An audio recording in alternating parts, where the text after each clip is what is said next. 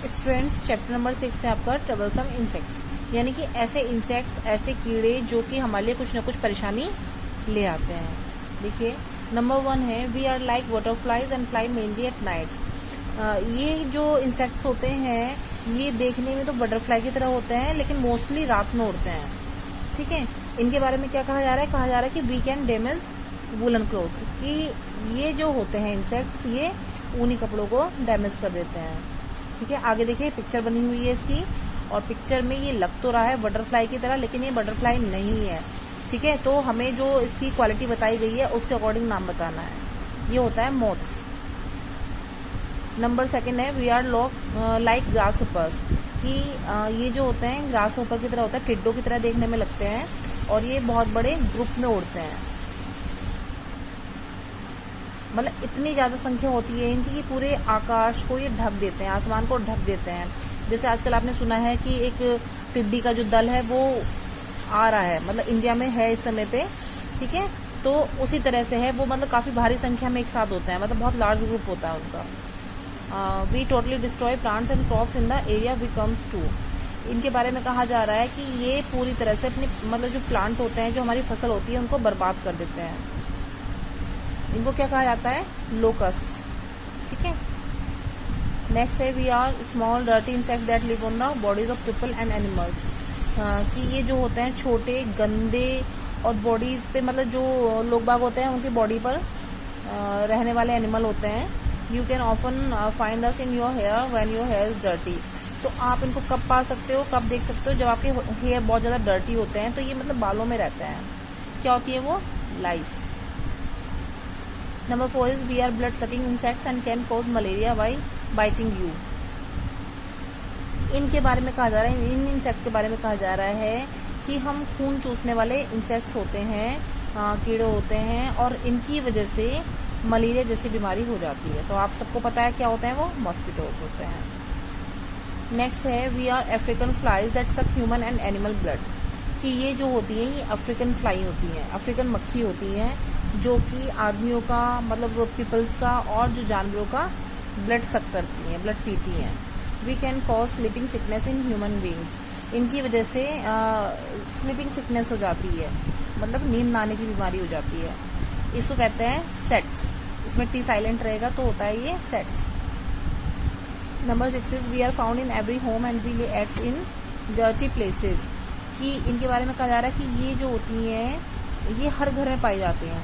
ठीक है, और जो ये गंदी जगह पर अपने अंडे देते हैं। We can spread cholera and make you sick. इनकी वजह से कोलरा बीमारी होती है।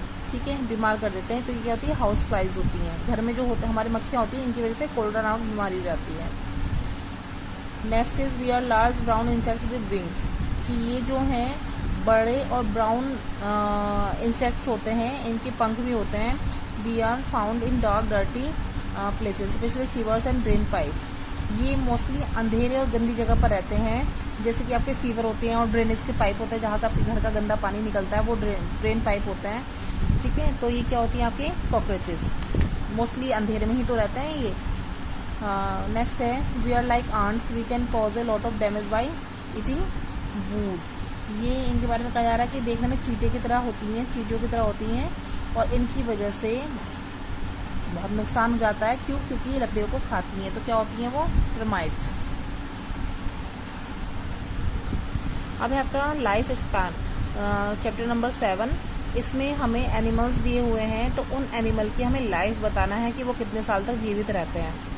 ठीक है, ये मैं आपको करा चुकी हूँ, तो ये आपको याद करने वाली चीज़ है, या तो आपको देख के ही याद करना है।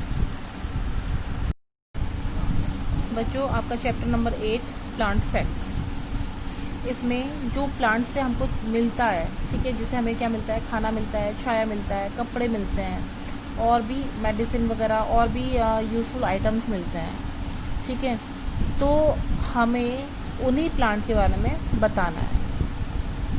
ठीक है, तो जो इसमें राइट ऑप्शन है हमें वो टिक करना है। तो आपका फर्स्ट क्वेश्चन जो है पूछा गया है, where do lichens which grow on Arctic rocks get their food from.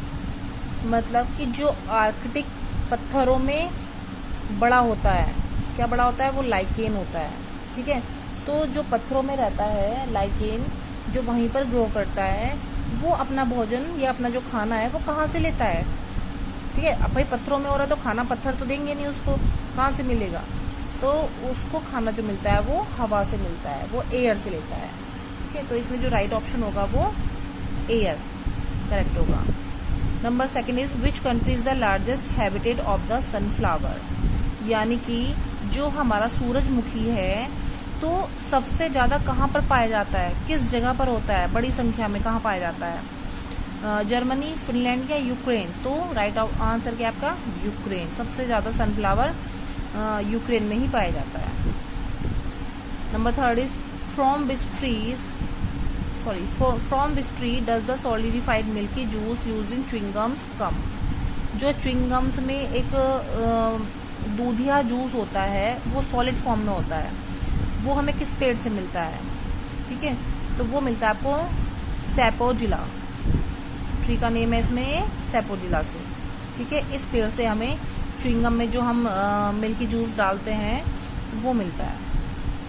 Number 4 is which is the most primitive plant life in the world?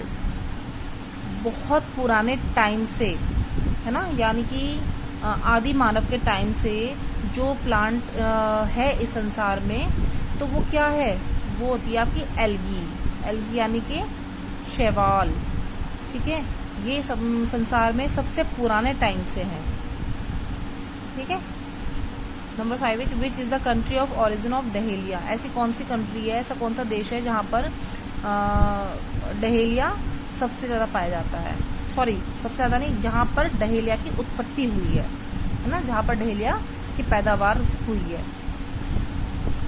वो क्या है आपका? फ्रांस, डेनमार्क की मैक्सिको? तो वो होता है मैक्सिको। मैक्सिको में ही डहेलिया की उत्पत्ति हुई है। ठीक है।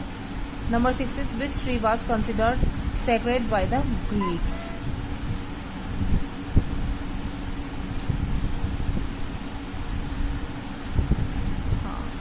ग्रीक लोगों के द्वारा किस ट्री को, किस पेड़ को सबसे ज्यादा पवित्र माना जाता है? Sunflower, olive, lily? तो वो है आपका ऑलिव यानी जैतून। Number 7 is where is the valley of the roses located?